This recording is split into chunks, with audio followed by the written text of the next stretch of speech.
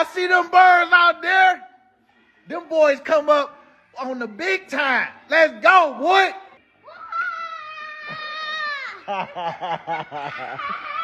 Yeah, nah. These boys got me so hyped. Man, I know that plane ride home. All right, y'all, that's all I need. I just need to get my little fix. I see y'all. Can you feel that? That thing is beating them dogs on chest. Welcome to Smoking with the Birds. I am D Gifted. As always, I'm pushing out Eagles content and letting y'all know the first 100 subscribers will be entered in the raffle for a Brian Dawkins jersey. So I'm not even gonna waste no time. Y'all know I don't like wasting no time. I like to jump right into it. And this is a victory, man. I'm so happy. So happy. I don't know. Listen, I'm not the type of person that really cares how it looks, at least the first 24 hours. I don't really care how it looks. I'm just happy we got the W. We squaz it out. I don't know. I honestly don't know how, because the first half was completely terrible. I was more mad about the coach than I was the players. But I'm not even going to start off with nothing bad. I'm going to start off with something good. And we ain't give up 40 plus points.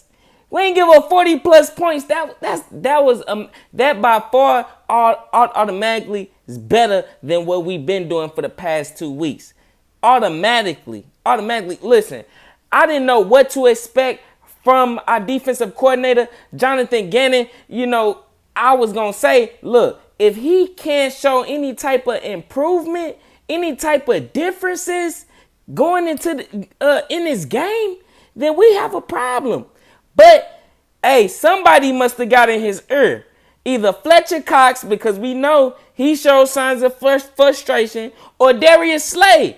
Maybe one of them, but it was the veteran guys who showed their frustration, and coach must have talked to them or something, because he had them guys playing great, especially when it came to the defensive line. The defensive line automatically was applying that pressure. That's something that they've been doing the whole season. At least Javon Hargrave, he's been doing that the whole season. And Fletcher Cox been demanding the double team the whole season. So we seen this defensive line look way better. Now we had really the first 2 games of the season. The defense showed the ability to be a shutdown team.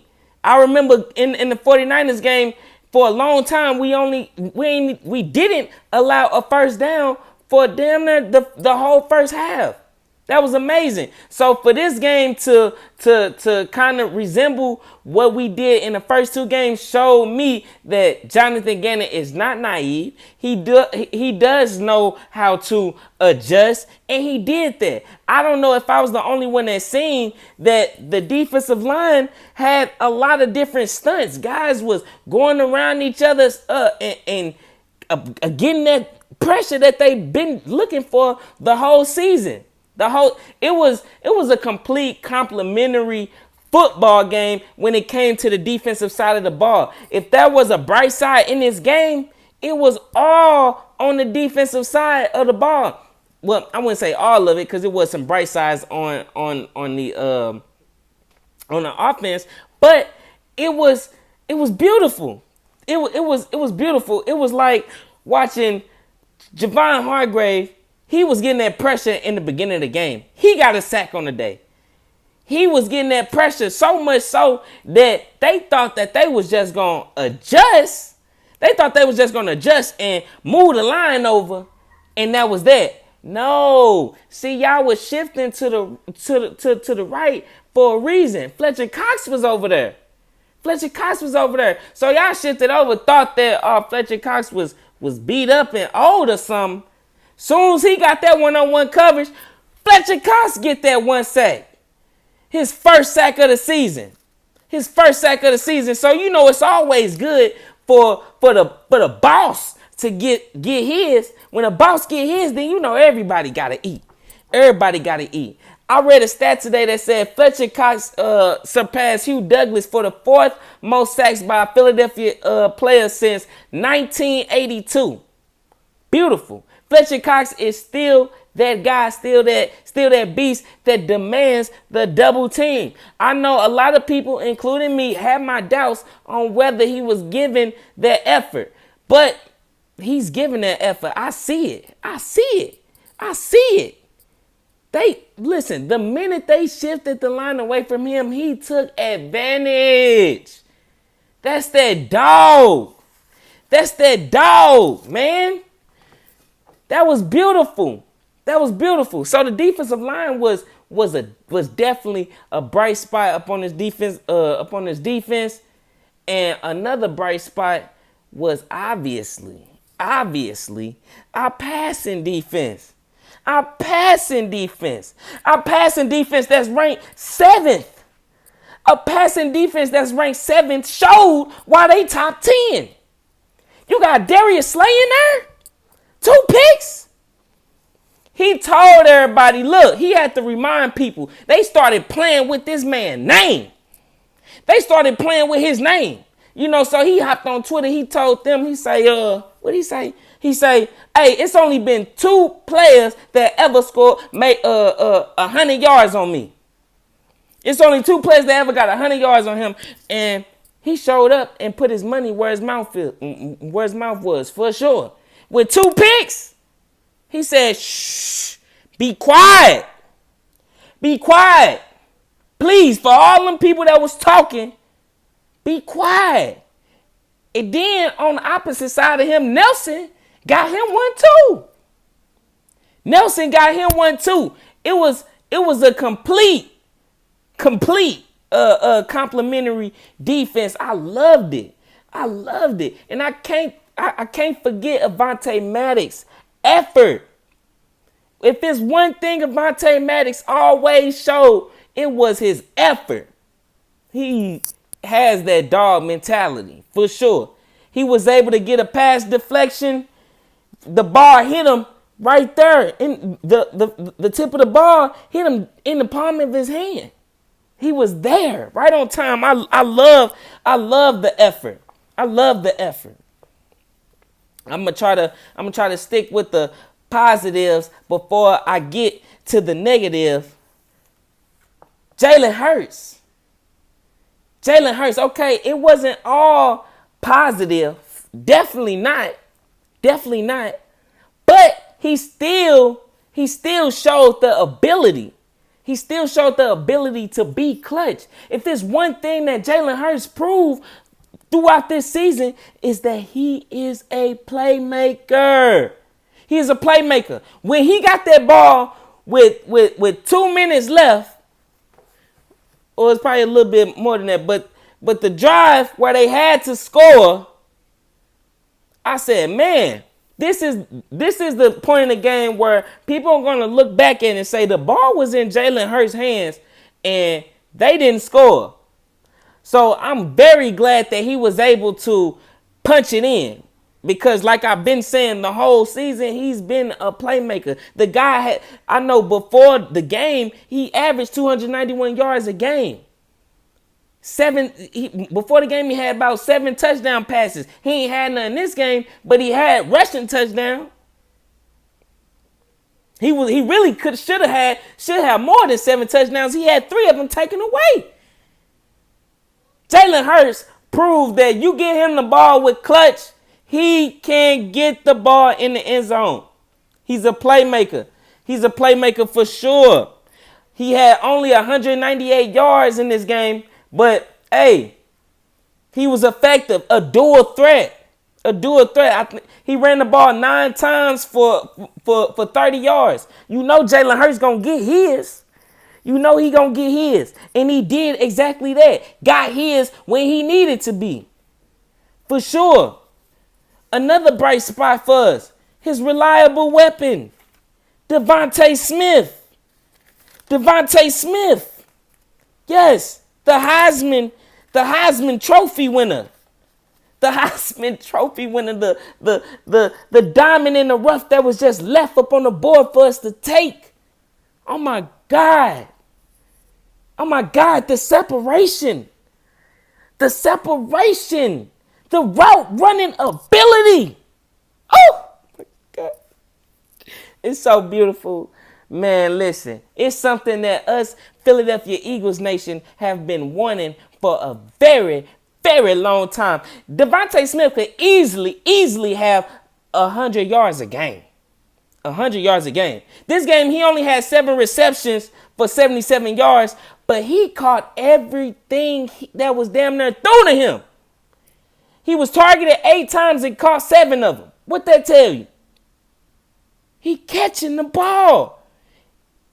He did have a fumble. I cannot forget that, but he caught it doing what he was supposed to do with his hands. Boom.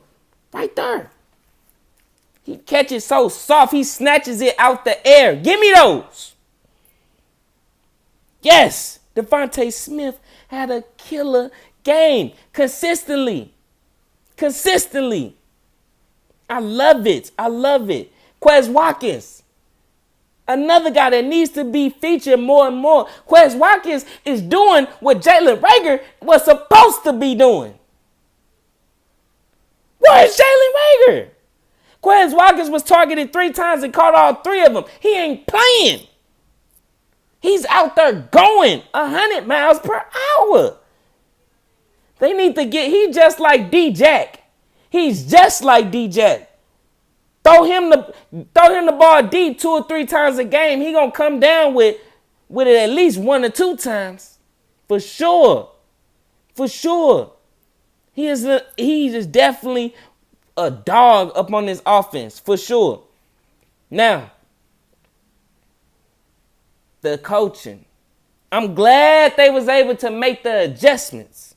I'm glad they was able to make the adjustments and be able to run the ball. After the game, Coach Nick Sirianni said, Coach Stout and Mike had fed him some run plays. I was glad I was happy to hear that because somebody needed to tell him.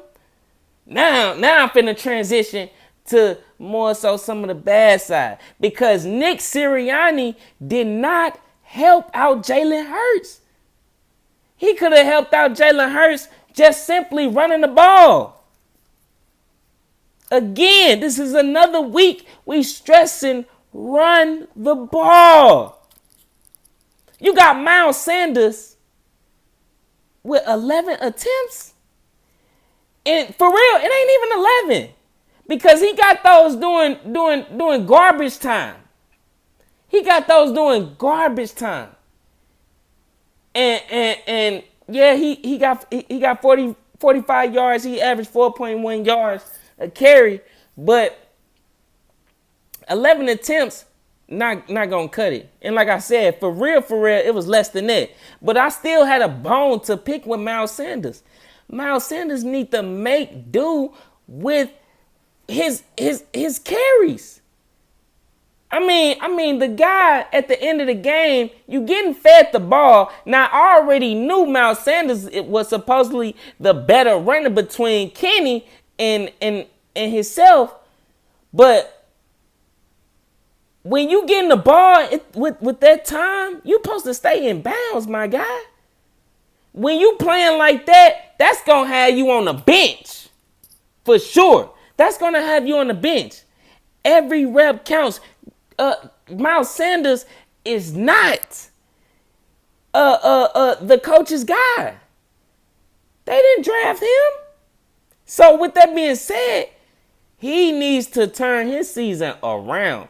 Every time he gets the ball, he needs to make it so they don't get he needs to stop pressing. Maybe that's I was talking to Bird Game. Maybe he doing what Bird Game had mentioned, which is pressing too much. Whatever it is, he needs to stop doing that because he gonna get the ball even less than that. Now he only had 11 carries. Kenny had 2 carries, which I'm surprised. It felt like he had it more times than that. But they obviously view Miles Sanders as the better runner. So he needs to make do with his runs. Now the team had a total of 22 rushes with Miles Sanders with 11 of them. Obviously, Kenny had, like I said, 2, and Jalen had the rest of them. We only had a total of 91 total rushing yards. That is unacceptable. That is unacceptable. We have to run the ball a lot more. And even when they knew, even when the Panthers knew that we was gonna run the ball, we still executed. What they tell you? The run is our strength. There's some dogs up there. For sure. Those some dogs, man. And another bone that I had to pick is this conservative play calling from Coach Nick Sirianni. One of the questions that I still came out of the game with, what is the identity of the team? What is the identity? Is he trying to do little short screen passes all game in this RPO, or is it the more of the attacking? Because I like the more of the attacking. You know, pretty much, that's why I said it was hard for me to really be upset with the players just on the strength that Coach Nick Sirianni wasn't putting these guys in position to even be great. I mean, he called a screen to the right, called a screen to the left, and then wanted to attack. You can't do that. You cannot. You cannot attack on third down. I mean, you can't make attacking on third down the only down that you attack on. Anything could happen. A guy trip. A guy no defensive pass interference call. Whatever. Anything could happen. But you, regardless of the fact, you really, in reality, gave your guys one opportunity the whole drive to get the first down. Unacceptable. Whew. So with that being said, you know, the coaching, the offensive coaching scheme really was questionable throughout the whole first half. So I was glad that somebody got in his ear, a veteran. Oh, I'm sorry. My wife is in there cooking, so it's a little noise. But anywho, damn, I forgot what I was gonna say. Anywho, look. Coach Nick Sirianni needs to get it together. Coach Nick Sirianni needs to get it together. His screen calling, all that, be more attack. Jalen Hurts already showed that he has the ability to move the ball downfield and attack. So I feel like Coach needs to get more consistent with his play calling. But other than that, you know, I gotta just be happy with the win. Just like the players do 24 hours to embrace the win. We all know this is a short week. The Bucks are coming in town, but it was still a great overall win. With that being said, man, y'all know I'm your boy, D Gifted, proud member of the Bird Gang Sports Media Nation. And, you know, look, y'all hit that subscribe button. The first 100 subscribers will be in a raffle for a Brian Dawkins jersey. With that being said, man, peace and love.